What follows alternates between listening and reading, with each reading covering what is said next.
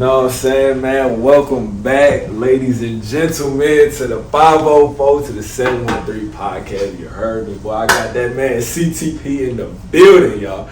How you doing, my brother? I'm good. It's good to be back. Man, you know what I'm saying? Look, man, we got a little one-on-one with the man himself today, all right? Because shit just got to change around this hoe. You know what I'm saying? So we got to make some changes. You know what I'm saying? Elevating life.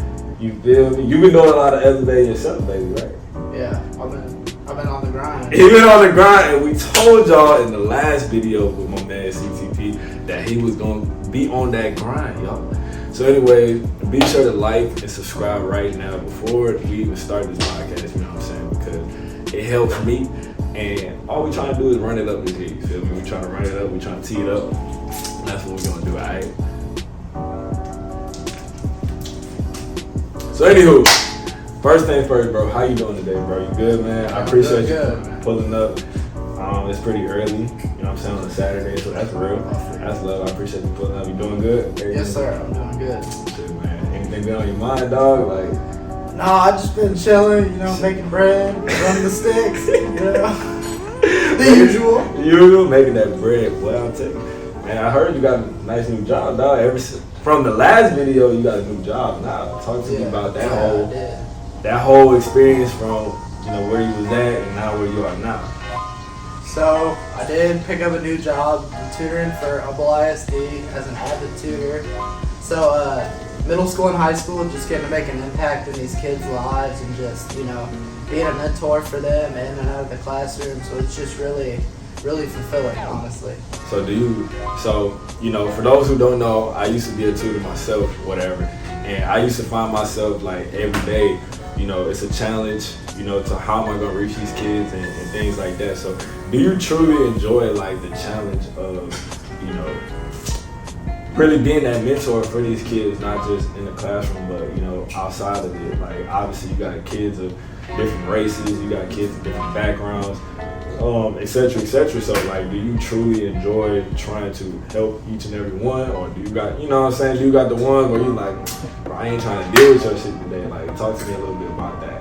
I do have some of those. I'm pretty sure every one of the tutors that works for me has one of those kids, or at least a couple. Yeah. But at the end of the day, we got to do our job, whether you like it or not. You're there for a reason, just to impact these kids' lives, and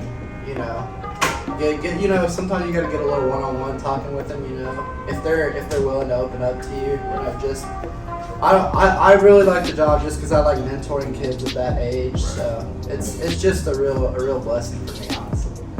And so tying into that, you coach, right? I mean, obviously they know we coach together. We coach together. Yes, we won our second championship out of 4 seasons. Yes, sir. So talk to me a little bit about that whole. How does you working with kids in a classroom environment transpire into working with these kids, whether they're high school, middle school, on basketball court?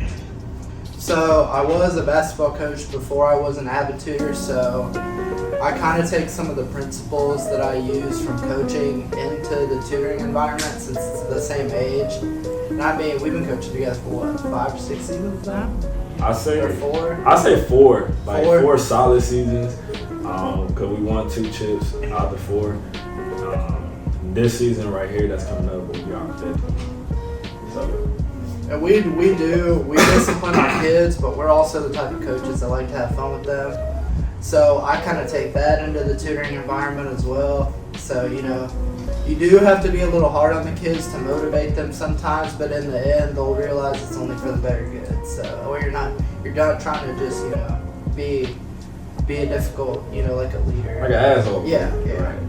So, that's a big thing for me, man. I mean, obviously I always had a passion for kids just because, I remember I was that kid who, I necessarily didn't have that mentor who was, 16, 17, 18, 20 years old or whatever. Like, I was always trying to find a way to be a leader myself as a kid. So I know it's super big for me to connect with these young human beings and, be that Superman for them, be that superhero, and, just ultimately just make an impact on them. Because I've dealt with plenty of kids, whether it's on the basketball court or in the classroom, who have so much shit going on at home, and you wouldn't even know it, and they're coming to school every day, coming to practice, whatever, and it's like, you just never really know what's going on.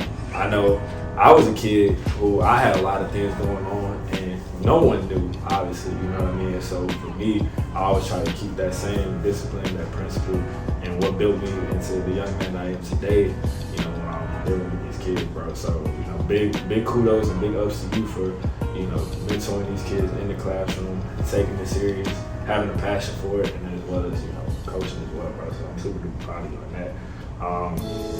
Talk to me a little bit, bro, about, you know, what is when you're looking at yourself, right, next year, where do you want to be at within like your life, whether it's within the whole coaching aspect, like where do you really want to be within a year? Because I know a lot of times, you know, we go through this life and time fucking flies by. You know, the last time we had you on the podcast, it was like last year or some shit like that. And it's like, time is going by. So where do you really see yourself? What type of mindset, like, where do you want to be within a year? So, for those of y'all that don't know, I have a bachelor's degree in sport management with a minor in business admin from the University of Mary Hart Baylor. Go Crew. Go You Crew. don't know what party's like the Crew, you know? So next year, I really just want to, you know, get into the world of basketball full time. I want to find like a starting point, whether it be like, you know, high school, college. It really doesn't matter as long as I can work in the basketball industry in full time and continue mentoring these young kids. So what type of steps are you taking to approach, like, to reach that goal? Like, are you know, reaching out to different organizations? Are you know, like, what type of, how does Yates fulfill the goal to make this happen within a year? So basically how we do it in the sports industry, it all comes down to connections and who you know. So you have to take proper steps to ensure that you know the right people that can get you to where you want to be. So for those of y'all that don't know, I coach AAU over the summer right now. I'm doing a 16U with Drive Nation Houston. So shout out to my boy Coach McBride. So yeah, I mean, it's just all about the connections, you know, like you gotta put yourself out there and kind of network with people, or otherwise you're not gonna get anywhere. You know? So tapping into networking, right? So if y'all didn't know, I made my man CTP right here my personal manager for my business and my brand that I got going. So my dad, I appreciate you, filling that role, because obviously, you know, I'm doing all this shit on my own as far as my whole, you know, social media influencing, the content creation, woo-woo. So, you know, I decided that, you know, one of my brothers who I trust to the bottom of this world, you know what I'm saying, that I'll put him into a position to where he can handle certain things for me, to take a lot off of my schedule. And, you know, I just appreciate you for taking on that role. So recently I was invited to an event with a big YouTuber named MK, right? And obviously you tagged along with me. What was your take from it, like the experience, like, and then I'll obviously tap into mine, but what was your experience, like, what did you see as far as just the entire thing, like, what did you take from that as far as networking and, you know, the feel of social media events, big basketball, like, creators all over, like, what was your outlook or outtake from it? So it was our first time going to an event like this, so shout out to MK for the invite. You know, it was just really cool to see hoopers from like all different areas and all different backgrounds, you know, just kind of all gel together with their love for basketball and competitiveness. And it was just like really cool getting to meet people from all walks of life. So that was kind of my outtake on it. That's what's up, man. Yeah, for me personally, man, I mean, that whole event, man, I honestly, like, I had decided the morning of that I was gonna go. Obviously I was in communication with MK, weeks prior or whatever, and even throughout that week, and I was just like I don't even know what type of, you know what I'm saying, I never had been to, you know, content create, like a big content creator event like that, so I didn't know how I was gonna be, and he gave me that morning, and he sent me my flyer to post, and, you know, he watched a couple more of my little clips or whatever, and I was like, alright, I'm gonna go. And so from my outtake from it was, the event was cool, like the hooping, you know, that was cool, being a part of the video, blah, blah, blah. But my whole experience, what I wanted to take from that, which I did, was how MK managed himself, you know, the networking that I was able to do, learning how his content creation was flowing within just playing basketball 5-on-5, like how he was talking to the guys behind the scenes, like that you don't see posting on YouTube and stuff. So I was trying to like be a student to it, basically because this is something that I'm trying to do, and I was able to do that because right after the event, I was networking with himself. I was networking with all the big guys that were there. Getting in contact with them. I was able to ask him a few questions personally. Obviously, he made a little outro to my video, which was dope. Took pictures of my family and stuff like that. That was cool. And it just allowed me to really see, because right after that, that's when I told you, like, I seen how his manager was taking care of things where he could just focus on the whole basketball. In fact, both local San Francisco papers are investing a lot of money to try and get a service just like that started. Science editor Steve Newman reports on one person already using the brand new system. Stuff like that.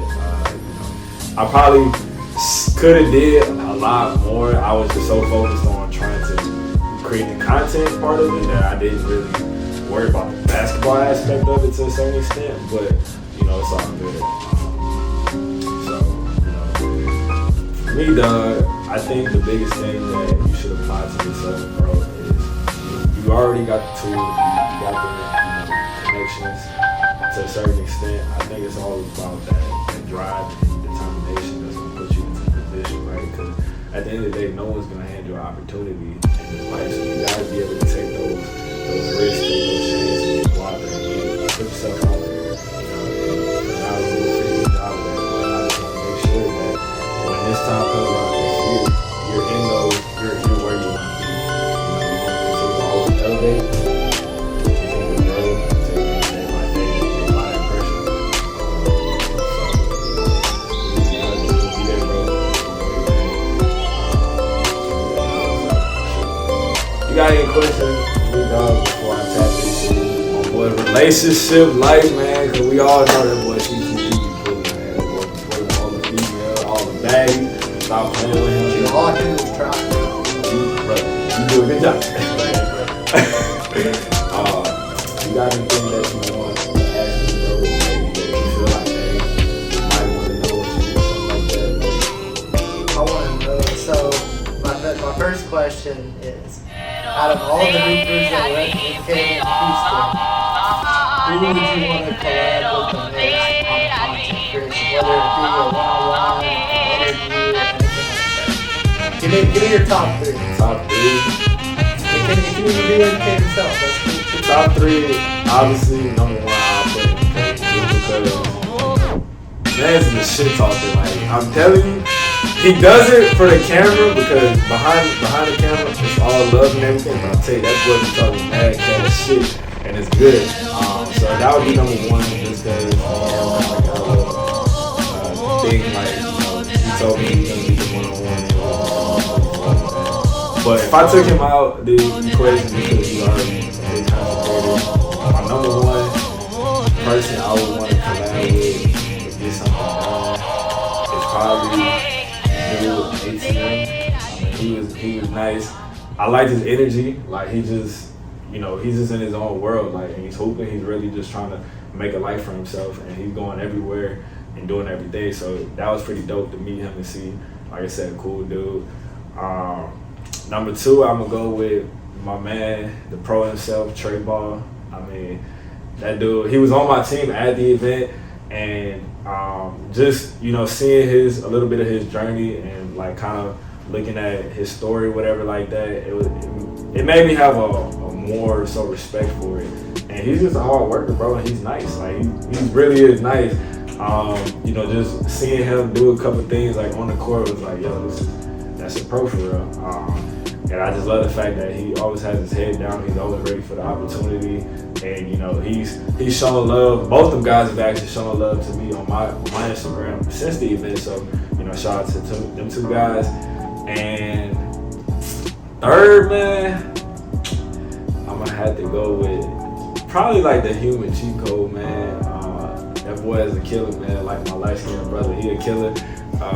You know, he was doing his thing at the event for sure. He was going at MK's head. Me and him talked a little bit on the ground about collabing and stuff like that. So, you know, that was pretty cool to see. And I see he's at all these runs and stuff like that. So it was cool to network and meet these guys because, you know, I'm not even gonna lie, I didn't even know some of the fucking events that happened in Houston even happened. You know, and I'm all over social media, so it's crazy. But I'll say those top 3 guys, you know, just because they seem like very humble, genuine, just people who try to, you know, make it in this life. And I have nothing but respect for the people who are like that. I want to give a quick shout out to those 3 we mentioned too, and MK. I wanted to thank y'all for letting y'all letting my brother work with y'all and just go out there and hoop. You know, I'm praying on this man every day. He's got opportunities on the come up. You know, you're doing some big things in life, dog. You keep pushing. Man, I appreciate it, dog. It's crazy. I'm actually playing college ball, bro. Like 3 years later, you know, because a lot of people don't know that part of my story, right? Like I broke my foot my senior year, right? And then I still had a few offers or whatever. Cool. I committed to Wayland Baptist University, and you know, I always talk about it, how I ended up staying home because I chose family first. I've always been a family first type of guy. Little did I think that, you know, a goal of mine was always to be able to play college basketball, to step on the floor, do those type of things. Just where when I have a son one day, if that's in my future, like I want to be able to tell him, like, it's not just the story of I had these scholarships for it. Because I hate talking about it because, like, all right, bro, you had them, but you never actually played, so what's the point? So, you know, just for me 3 years later to say that I'm playing college ball, doing my thing at that, like going crazy every game, like it's just a blessing in itself, and I'm so grateful. You know, I've taken care of my body, I've always stayed in shape, I've always been practicing and playing, and it's just a passion. And I found, you know, that passion again for basketball because yes, the consecration is cool, doing these 1v1s, 5-on-5s, these men league, like all that stuff is cool. But when you're competing competitively at a high level and organized, like it's just that different feeling. So who knows where I might take it from here? I mean, I got a lot of film under my belt, a whole lot of film. So we might, see something going on in the future. I've had a few guys hit me up and, they've told me, they're like, bro, you can actually go somewhere, like, even at this point. And I'm just like, I appreciate y'all looking out. So, yeah, man, I'm just gonna keep going, bro. Keep, grinding, keeping my head down as per usual, how I've always been. I don't like to talk about my accomplishments or successes. Just stay humble. I can pop my shit when I need to, right? But other than that, I try to keep it on the low. You know what I'm saying? Not too crazy. For those of y'all that don't know, my boy's been hooping for real. I've been at all but one of his games, I think, and this boy, he's taking the new burden of putting the team on his back. Man, shout out to my guys, man, my teammates, bro. I love them, man. At the end of the day, we just kind of struggle with creating that, that identity together. Everybody buying into the role, but shout out to the guys, man. I still love them at the end of the day. They get their hearts out, every game, and that's all I ask for. At the end of the day, basketball is basketball. You're gonna win, you're gonna lose, but I'll never throw my guys under the bus. I always want, I tell them in the game, in practice, like, look, it's only y'all give me 100%. That's what I'm giving y'all. That's all that matters. So I've taken on the role of like being a leader and kind of coaching these guys up, especially the younger cats that are on my squad, just because, I want them to be able to take from me, whether I'm playing with them again or not, or whatever, or I'm taking my talents elsewhere. Like, I want them to be able to, remember some of the things that I left with them and apply it to their basketball life or whatever, and keep it allows them to grow as players. You know what I mean? So that's been my big focus. But it has been fun just. Some of the shots I've hit and shit like that, and just turning up, like trying to get the team, involved, getting the crowd involved.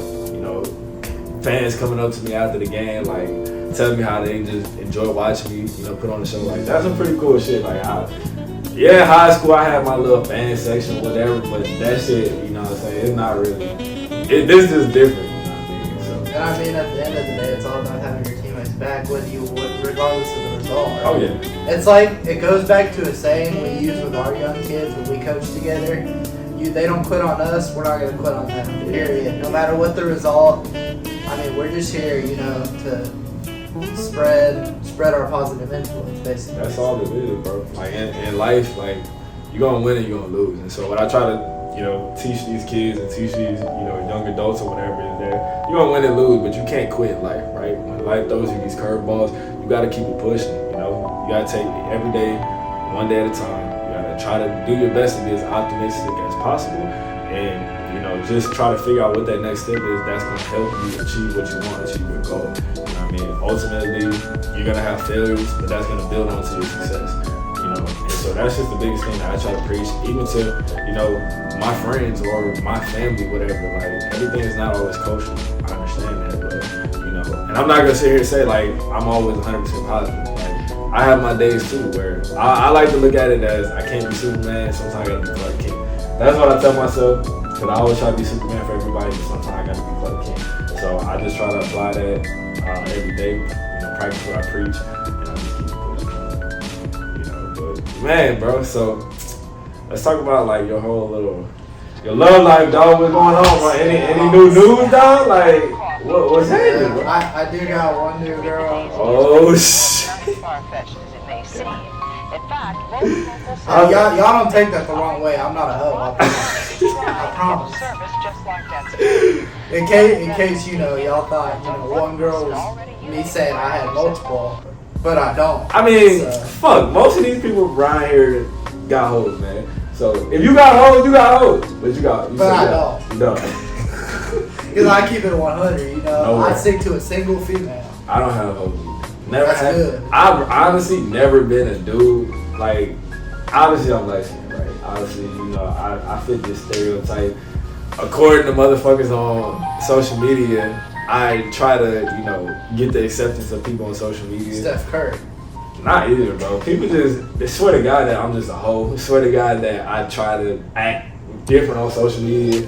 Like, what's up with that shit, bro? You've known me for a long time, right? And you knew me before I became this social media influence or whatever. So what do you see any difference in me, like, on my everyday life? Because we talk literally probably like every day. Yeah. So is there a difference from how I am on social media to real life? I mean, I don't think so. You know, I mean, my boy here, he's just been blessed with what God's given him, and he's just, you know, just showing the world, you know, that he's on the come up. So I mean, I don't. If you're asking me personally, I don't really see any difference. You know, the only difference is with social media, he can express himself to the point more where he can show people how God has blessed him in multiple ways. Fucking exactly, bro. Thank you, bro. I'm telling you, bro. I'm literally the most humble dude ever. I can pop my shit and talk my shit when I need to. But bro, I literally don't understand. What do people want me to do? Look, shout out to Say Glitch. People want me to look like a bum ass motherfucker on Instagram or on social media. Like, what you want me to do? Like, that shit just died for me, bro. So, anyway, I just had to ask you that, bro, because this dude has known me before I became who I am today, and this bougie fucking whatever people like to categorize me as or whatever. You know, I don't even know. People don't want to think about the path you had to take to get here to where you are now. Bro. They want to think about, you know, how you're not doing stuff for them and you're finally doing stuff for you. Right. But I'm not saying that to say you're not a good person, because you're a great person. You know, you help people out when they need it. You're always there. So, I mean, shit, he's always helped me. So, I mean, shout out to a true brother right here. True brother, man. So, get back to your relationship. Oh, shit. You got one girl, bro? I do. God damn, man. Are y'all official or what? Nah. Like, Kind of. We're like 50-50 right now. 50-50, right? So, do you like it? Yeah. Dude, she likes you. Yeah. All right. How long y'all been like? She likes. How long y'all been like talking it up or whatever? Like? Oh, we've been talking since the beginning of January. So basically the new year.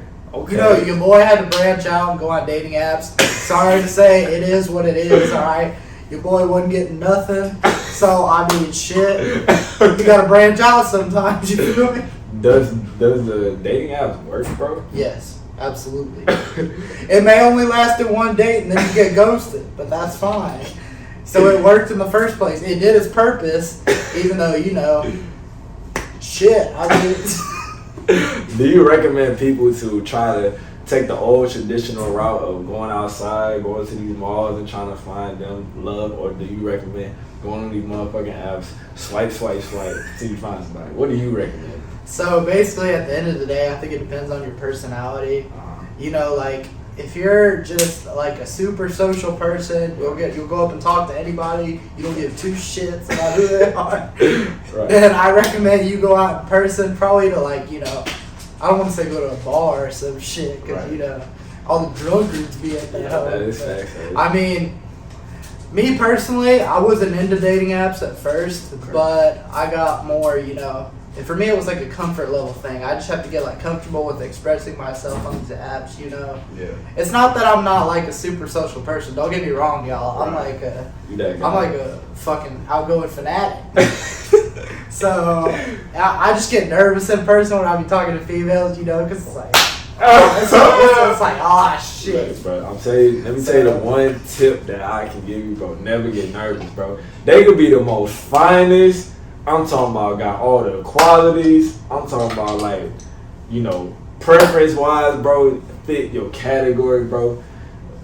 But if you show them that you nervous, bro, they not gonna want nothing to do with you, my boy. Like, you gotta be the most confident, but you gotta make them feel like, damn, this motherfucker, like I can't stand his ass.